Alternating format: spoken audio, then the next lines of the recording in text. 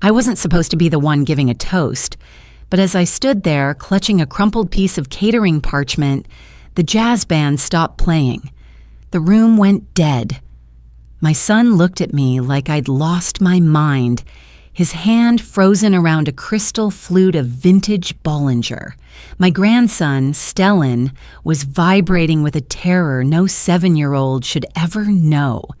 His small fingers digging into my forearm so hard they left white crescents in my skin.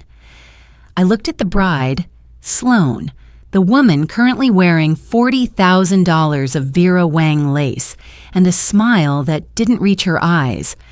I realized then that I wasn't just a guest.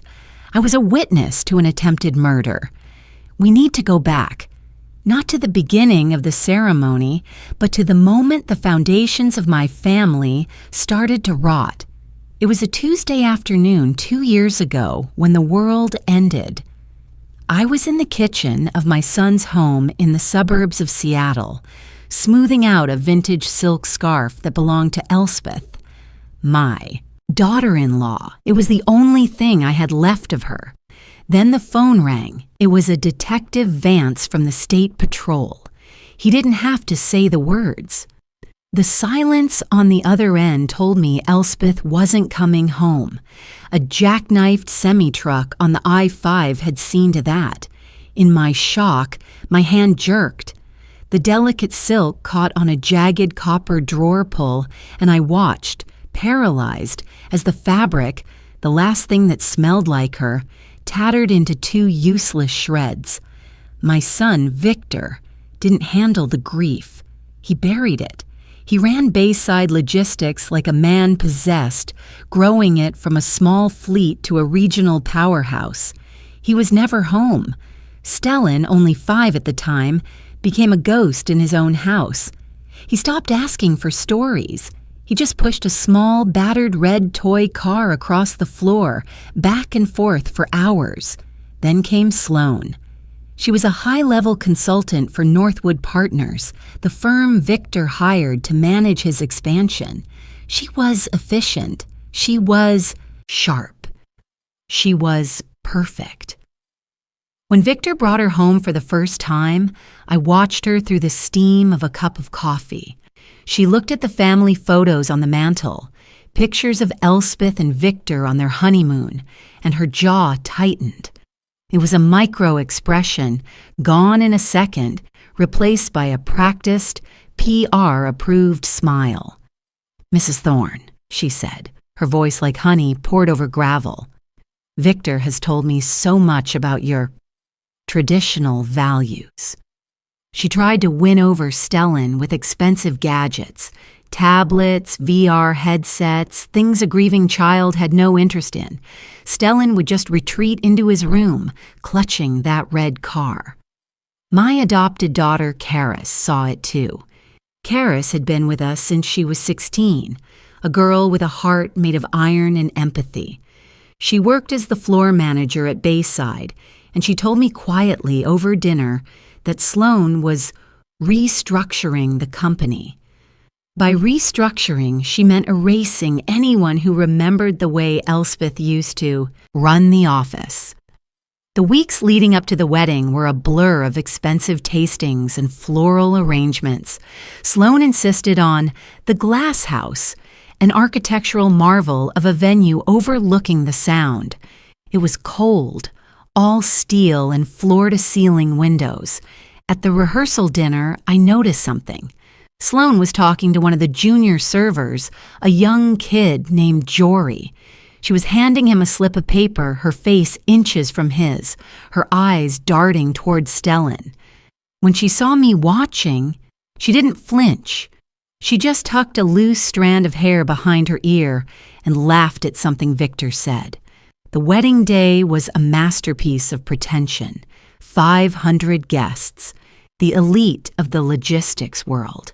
Victor looked handsome, but there was a hollow look in his eyes, the look of a man who was tired of being alone and was settling for a beautiful distraction.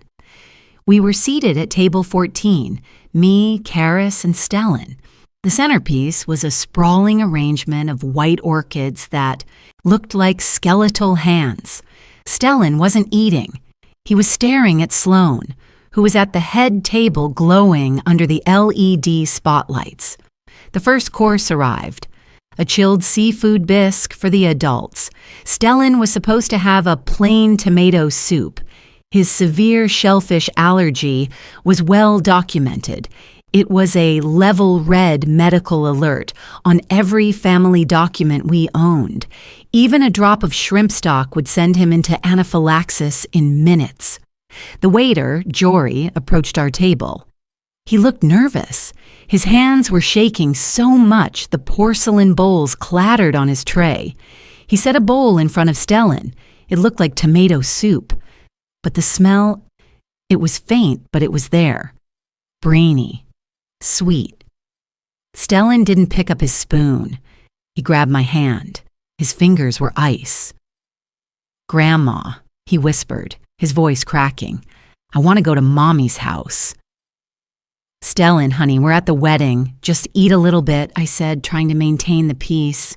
He shook his head, his eyes wide, fixed on his father and Sloane. "Grandma, you didn't look under the table, did you?" I felt a chill that had nothing to do with the air conditioning. I leaned down, pretending to adjust my heel. I lifted the heavy damask tablecloth.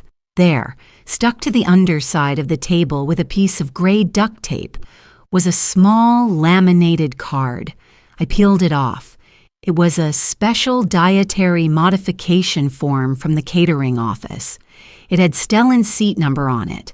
Under notes, someone had crossed out "severe allergy" with a heavy black marker and written in its place, "surprise enhancement. Add concentrated shrimp base to soup. Bride's request. Do not disclose." My heart didn't just race. It hammered against my ribs like a trapped bird. I looked up. Sloane was watching us. She wasn't smiling anymore. She was waiting. She wanted a medical emergency. She wanted Stellan out of the picture, gone to a hospital or worse, so she could have Victor's undivided attention and the Bayside legacy to herself. I stood up. I didn't think. I didn't plan. I grabbed the bowl of soup from in front of my grandson. "Victor!" I screamed. The word tore through the refined atmosphere of the ballroom. The music faltered. 500 heads turned. Victor stood up, his brow furrowed. "Mom, what are you doing?" I walked toward the head table, the bowl of poison splashing over my wrists. Sloane's face went from pale to ashen. She tried to stand, but her heavy train caught on the chair. "This woman," I said, my voice echoing off the glass walls, "just tried to kill your son." "Mom, you're being dramatic. Sit down," Victor said, though his voice lacked conviction. I held the soup under his nose. "Smell it, Victor. Use the brain God gave you. Smell the shellfish you know would kill him before the ambulance could even reach the pier." Sloane let out a high, forced laugh. "Victor, she's had too much champagne. Jory must have made a mistake. It's just a kitchen error." "Is it?"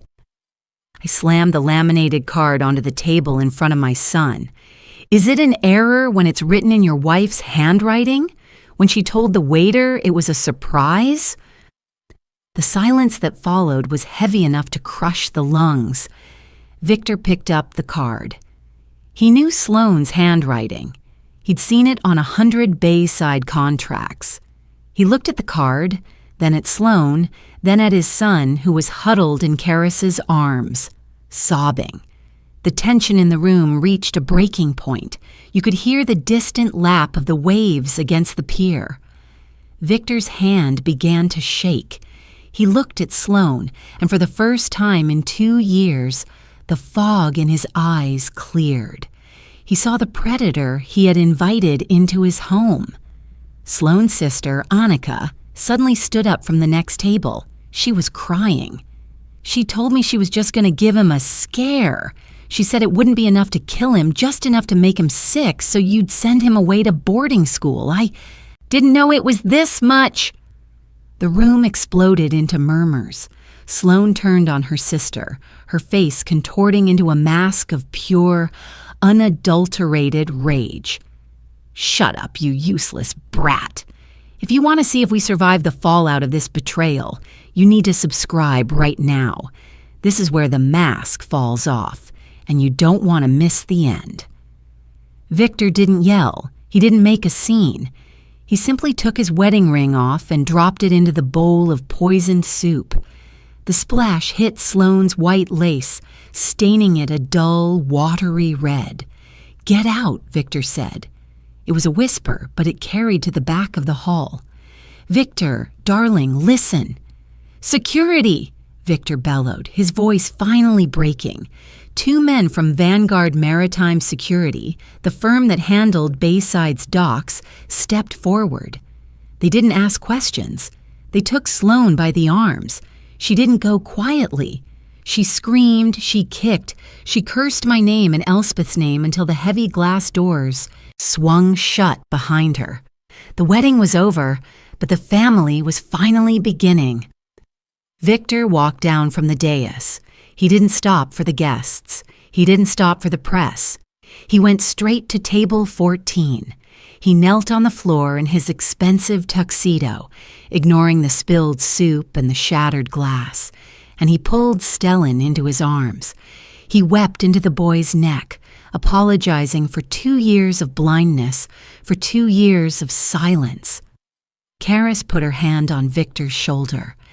I sat down, my legs finally giving out.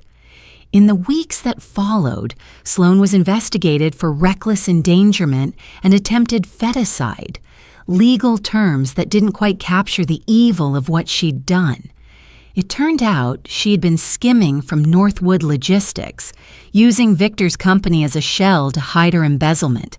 She didn't want a family, she wanted a shield, but she failed. Today, the glass house is a memory. We moved out of that suburban house, away from the shadows. Victor still runs Bayside, but he's home by 5. Karis is the vice president now, and she's the one who makes sure the traditional values I mentioned are actually upheld. Values like loyalty and protection and love. Stellan still has his red car, but he doesn't push it in silence anymore. He's back to asking for stories. Usually he wants to hear about his mom, and sometimes he asks me to tell him the story of the day his grandma looked under the table and saved his life. I tell him that family isn't about the name on the contract or the person at the altar. It's about the people who are willing to flip the table over when they smell the poison. We are whole again. And for the first time since the day that silk scarf tore in my hands, I can finally breathe.